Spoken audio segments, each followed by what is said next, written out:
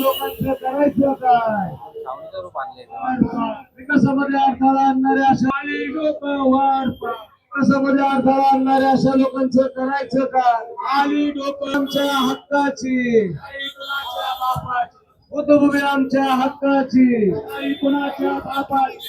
कोण म्हणतंय देणार? अडथळा आणणाऱ्या अशा लोकांचं करायचं काय?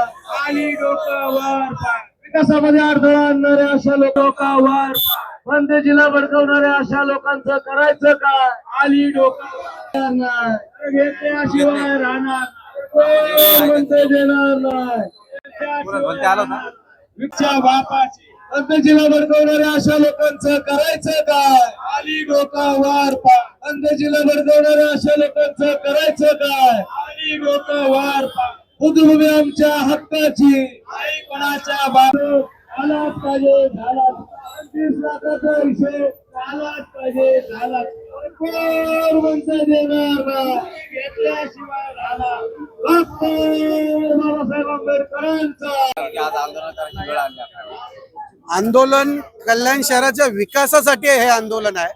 बौद्ध भूमीचा विकास झाला पाहिजे, कल्याण शहराचा विकास झाला पाहिजे, त्याच्यासाठी हे आंदोलन आहे.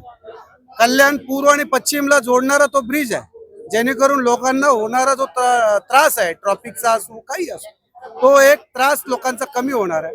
आणि विकासाच्या आडमध्ये कुठेतरी धम्माचा हे करून प्रगतीला कुठेतरी थांबवण्याचं काम या बनते वनगाराच्या माध्यमातून होत आहे. म्हणून आम्हाला एकच विनंती आहे की विकास झाला पाहिजे आणि बुद्धभूमीचा विकास झाला पाहिजे, याच्यासाठी आमचे हे बेमुदत धरणे आंदोलन आहे. हे आंदोलन कल्याण शहराचं आहे, कुठल्याही पक्षाचं आणि कुठल्याही जाती धर्माचं नाही. सकल बौद्ध समाज आणि कल्याण शहराच्या वतीने आहे. काय भूमिका असेल यापुढे? आमचा एक कल्याण शहराचा विकास झाला पाहिजे, बुद्धभूमी फाउंडेशनचा विकास झाला पाहिजे आणि ज्या आमच्या मागण्या आहेत त्याच्यावर लवकरात लवकर काम चालू झालं. मी Bharat Sonawane, Republican party of India, जिल्हा कार्यालय. एकंदरीत आज बुद्धभूमीच्या प्रश्नावर समाजाचे दोन गट एकमेकांच्या विरुद्ध ठाकलेले आहेत. महापालिकेसमोर आज जो काही प्रदर्शन सुरू आहे, काय सांगता? आमचे पूजनीय भंतेजी गौतम रत्न महाथेरो आज या ठिकाणी आल्यानंतर याची प्रॉपर्टी किती आहे, कुठे आहे, काय आहे, या पोलीस ऑफिसरांनी सुद्धा आम्ही सांगितलं होतं की त्याचा योग्य तपास करणं हे अतिशय गरजेचं आहे. विकास होणं हे महत्वाचं आहे, पण विकास होत असताना भंतेजीचं म्हणणं काय, येणारे जे 16 कोटी रुपये येणारा जो पैसा आहे तो माझ्या ताब्यात द्या, मी विकास करेन. पण या बौद्ध समाजाचे कल्याण शहराच्या लोकांचं म्हणणं असं आहे, बौद्ध समाज म्हणजे महाथेरोने गौतम रत्नने आतापर्यंत किती पैसे लोकांकडून घेतलेले, काय काय झाले त्याचा तो हिशोब करत नाही. आज इथे 20 वर्ष तो आहे, कधी त्यांनी विकास केलेला नाही. बौद्ध समाजाचा त्याच्यावर अविश्वास आहे. म्हणून या जो विकास आहे डॉक्टर श्रीकांत शिंदेच्या वतीने होत आहे आणि त्याला कल्याण शहरांचा संपूर्ण पाठिंबा आहे. याच्यामध्ये कोणी मागे हटणार नाहीये. की मुख्यमंत्र्यांना माझं आव्हान आहे की मुख्यमंत्री मला वाटतं 7-8 दिवसापूर्वी इथे येऊन गेले एका कार्यक्रमासाठी. तर त्यांनी इथे येऊन बुद्ध भूमी फाउंडेशनला भेट देणं गरजेचं होतं. भंतेंना भेटून ही परिस्थिती काय आहे हे समजून घेणं गरजेचं होतं, पण ते इथे आले नाहीत.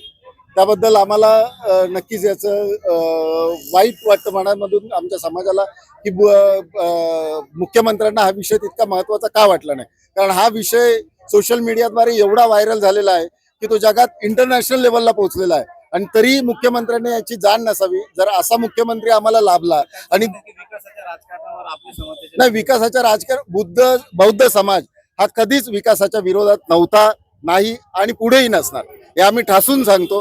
विकास हा झालाच पाहिजे, पण जी आमची जागा आहे तिथे आमचं नाव लागलंच पाहिजे. बुद्धभूमी फाउंडेशनचं नाव 7/12वर लागलं पाहिजे. खासदारांनी इथे भेट देणं गरजेचं होतं, पण खासदार स्वतःही आज एवढं 15 दिवस झाले पण एकाही क्षणी ते इथे आलेले नाहीत. बुद्धभूमी फाउंडेशनला त्यांनी भेट दिलेली नाही.